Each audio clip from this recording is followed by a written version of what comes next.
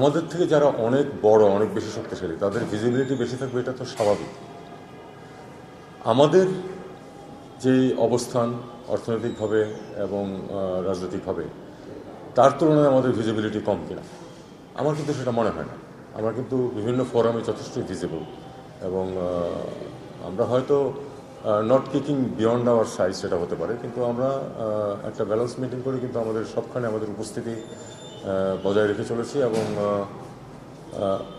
এমন না যে বাংলাদেশ কি করে, কোথায় কি করে কেউই কনসার্ন না, সেরকম কিন্তু না। বাংলাদেশ কিন্তু আন্তর্জাতিক অঙ্গনে যথেষ্টই তার আকারের তুলনায়, তার শক্তির তুলনায় যথেষ্টই গুরুত্ব পায় বলে মনে করি।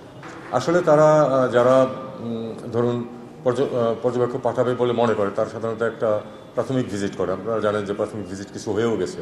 সর্বশেষ ছিল IRI এর ডেলিগেশন এসেছিল, এবং IRI ডেলিগেশনের যে প্রধান ছিলেন উনি বলে গেছেন যে আমি তো কিছুদিন পরে আসছি আবার।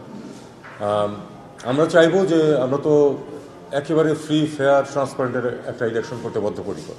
কাজেই যারা পর্যবেক্ষক হিসেবে আসতে চায়, আমরা অবশ্যই তাদেরকে এনকারেজ করবো। তবে আমরা চাই না যে পর্যবেক্ষকের আড়ালে কেউ শুধু উদ্দেশ্য প্রণোদিতভাবে দুর্নাম করার জন্য আসুক, সেটা তো আমরা চাইবো না। তবে আমরা এ পর্যন্ত যা দেখছি, যারা আগ্রহ প্রকাশ করেছেন, EU, তারপরে আপনার মার্কিন যুক্তরাষ্ট্র, আমরা তো মনে করি যে এটা একটা ভালো লক্ষণ। কাছাকাছি আসলে নিশ্চয়ই আরও ডেলিগেশন আসবে এবং পর্যবেক্ষণ করবে। আমরা তো চাই যে পর্যবেক্ষণ হোক, যাতে করে যাতে ট্রান্সপারেন্ট, এটা যে ফ্রি অ্যান্ড ফেয়ার, সেটা সবার সমক্ষে প্রদর্শিত হোক।